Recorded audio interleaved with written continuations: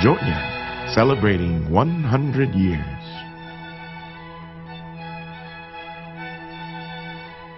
The village we know today as Yoña, with a population of over 6,000 residents, started off as a small farming community of just 20 families and about 100 people back in the early 1900s. By 1914, the priest in Hagåtña, Capuchin Pali Luis de Leon, felt a chapel in Yoña was needed so that the small community there could at least have Mass once a month or so. By 1915, 100 years ago, periodic services were held in this humble chapel made of wood and pandanus. No picture of this original chapel exists. As it was built by Capuchins, the Yoña Chapel was named after their founder, St. Francis of Assisi. The village kept growing in population as Hagåtña people owning farms in the area decided to reside in Yoña permanently. By the 1920s, a public school was opened in the village. In 1924, the old thatched roof chapel was replaced by a chapel made of stone and tin roofing. Mass was held only once a month by one of the priests in Hagåtña. Here we can just make out the bearded face of Pali Habiet, the priest of Hagåtña, with the governor, officials, and school children of Yoña around the year 1930. The population grew and grew till by the late 1930s, around 700 people lived in Yoña. In 1938, a new concrete church was built, which most of us have seen with our own eyes because it survived World War II. The statue of St. Francis above the front door was made here on Guam in 1941 by the late Father Martian Pellet Capuchin. Thus was the peaceful and serene farming life of Yoña before the war. The Spanish Capuchins in Hagåtña increased the Masses here to every Sunday with Escuelam Pali in the last years right before the war. During the war, Sunday Masses were suspended due to the absence of the missionaries. Thankfully, Yoña lay out of the way of the American invasion, so the village was not heavily bombed and the church survived the war. American bullets, though, did find their way to the church, and numerous bullet holes can be seen in these photos of the church right after liberation. Father Cyril Langheim was the first American Capuchin assigned to Yoña after the war. The chapel needed some fixing up, but it was still usable for church services after the war.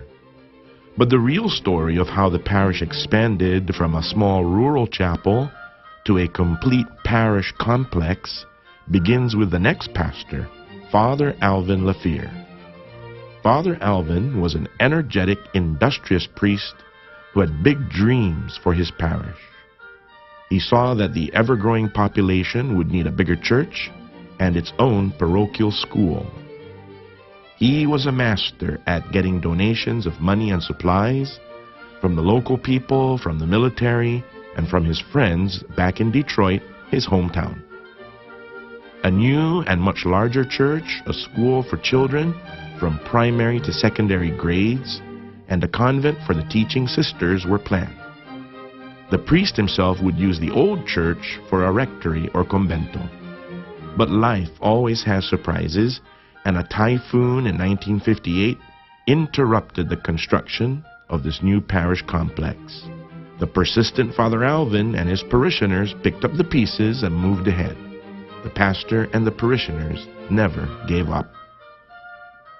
The parishioners not only raised funds every possible way, they assisted with their own hands in some of the building work and cooking for the work crews. In February of 1962, the new church, which we still use today, was finally dedicated to the joy and pride of the hard-working parishioners. To teach in the school, the Capuchins succeeded in getting the help of the School Sisters of Notre Dame, who arrived on Guam in 1949. St. Francis was their first school. still housed at the time in the temporary building. Sister Eucarida was first principal and was an inspiration to many young women who followed her in becoming school sisters of Notre Dame.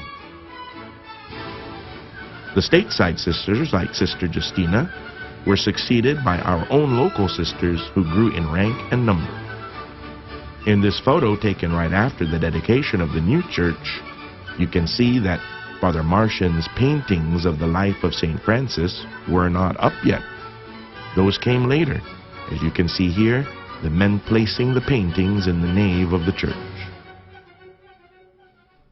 Those paintings came just in time for one of the worst typhoons to hit Guam. In November 1962, just 8 months after the church was dedicated, Typhoon Karen slammed into Guam, and Yoña was particularly hit bad. The roof of the new church flew, exposing the interior to rain and wind. The school also suffered major damage, as you can see here, with one wing of the school without its roof.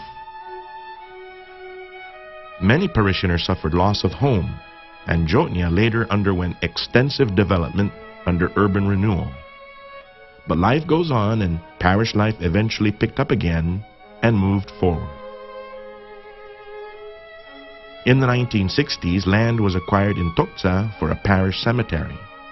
Bishop Baumgartner consecrated the cemetery, which in time served people from all over the area, including some of the central villages. In 1966, Father Alvin died. He was only in his 60s. He was the first American Capuchin to die and be buried in Guam. His funeral was attended by thousands. He laid the foundation for everything St. Francis Parish eventually became. A bust in his memory sits in front of the church he and the parishioners built. After Father Alvin came Father Fulgence Petri, and then Father Daniel Cristobal, who started the religious goods store that Yoña became famous for. This was the place to buy the Chamorro Novenas and hymnal. Then came Father George Maddock, and all these priests were assisted by many associate pastors. Father George famously changed the altar boy cassocks to brown, like the patron saint of the parish. Parish life continued in its spiritual life, in education, and also in sports. Tanliang Santiago was one of the parish's faithful techa. And Phil Holtzmeister was a lay missionary from New York, where his brother was a Capuchin. Phil lived with the priest in the convento and did all kinds of manual work for the parish. After Father George came Father Michel Dalton, who continued the development of the parish, strengthening the parish council and religious education programs. After Father Michel came Father Felix Berto Leon Guerrero. He had to deal with multiple typhoons that did damage to church and school. There was also a major earthquake in 1993 that exposed the structural weaknesses of the church, now 30 years old, and the convento, now over 50 years old. Father had to move out of the old convento, and for a while, Mass had to be said under canopies, and eventually in the school auditorium. Parish life resumed. In the 1990s, a greater interest in Marian devotions was seen. The religious education program continued in earnest. Father Patrick Castro became pastor of St. Francis Church in 1994 and began addressing the structural issues brought on by earthquake and typhoon. The church was renovated and retrofitted to protect against earthquakes. The church was air-conditioned for the first time. Besides the church, the school also received tremendous damage from typhoons. Those buildings were also 30 years old, and people thought it was time to build a new school. So the old school was demolished and construction began on a brand new school. And so was born the new school in whose cafeteria we now enjoy this dinner tonight. Sadly, we had to say goodbye to the old convento, the church built in 1938. It was replaced by the new rectory, which we see today. After Father Patrick came Father Joseph English as the next pastor of the parish.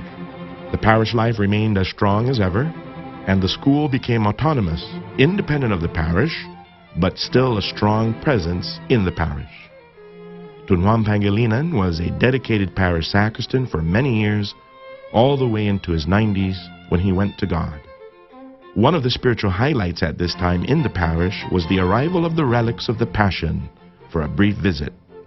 The church was filled with people from the parish and elsewhere. Father Jose Villagomez became the next pastor of St. Francis. Father Jose continued the spiritual care of the parish until his retirement, and now Father Andre Eduvala begins his ministry in the parish. Before we end our little history of the parish, we must mention how important the parish has been for the Franciscan family on Guam. The secular Franciscans hold special events here and are always present at the feast of St. Francis, founder of their order. The Capuchins too honor the parish because of its namesake. In 1989, the friars decided to celebrate the 50th anniversary of the arrival of the American Capuchins to Guam by having their special Mass and dinner at St. Francis Church. Capuchin dignitaries from around the world came for the event.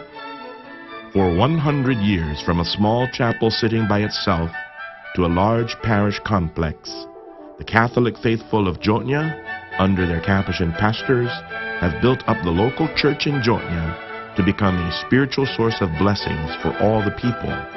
It is something they can all be proud of. Despite typhoons and earthquakes and setbacks of all kinds, the people of Yoña have a love for their church and community that keeps them working hard for the good of the parish. St. Francis Church has a special place in the hearts of many people, including those who do not live in Yoña. They appreciate the Franciscan spirit and ambiance of the church and community. May this special parish continue to thrive and grow under the patronage of the humble poor man of peace who became Christ's special friend. Viva San Francisco! Viva Yoña!